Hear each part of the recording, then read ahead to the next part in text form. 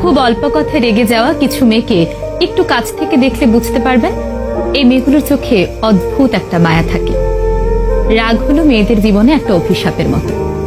এরা হয়তো অল্প কথায় রেগে যায়, অনেকের সঙ্গে কথা কাটাকাটি হয়, খুব ছোট্টখাট্ট ব্যাপারে ওভার রিয়েক্ট করে ফেলে। কিন্তু এই রাগ হলো ক্ষণস্থায়ী।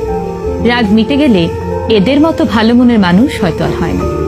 এরা অন্যের সঙ্গে রাগ দেখিয়ে সবচেয়ে বেশি কষ্ট পায় নিজেরাই।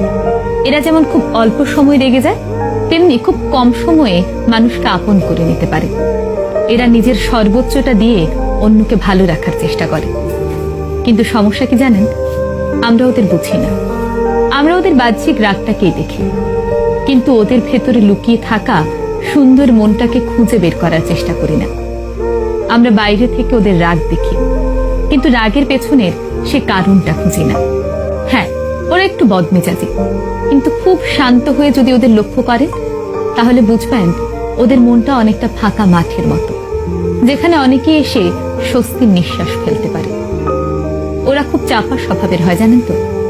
হাজারো কষ্ট হলেও মুখ ফুটে কাউকে কিছু বলতে পারে না। ওদের সেই কষ্টগুলো তাই দিনে দিনে জমতে জমতে পাহাড় সমান হয়। ওরা তখন চায় কেউ ওদের আগলে রাখুক, খুব আদর ভালোবাসায় রাখুক, ওদের মতো করে মানিয়ে নিক। ওদের দেখলে মনে হবে ওরা খুব সুখে আছে, ঠোঁটের কোণে এক চিলতে হাসি সবসময় লেগেই থাকে। কিন্তু জানেন তো, মনের মধ্যে একটা না বলা কথার যন্ত্রণা থেকেই যায়। ওদের যদি একটু কাছ থেকে ভালোবেসে দেখেন তাহলে দেখবেন ওরা পৃথিবীর সমস্ত সুখ আপনার নামে লিখে দেবে। ওই যে বললাম, রাগ হলো মেয়েদের জীবনে একটা অভিশাপের মতো। তাদের না বলা কষ্টগুলো জমতে জমতে রাগে পরিণত হয়, তারপর শুরু হয় ঝগড়া, অশান্তি। দিন শেষে সব দোষ সে মেয়েটারই হয়।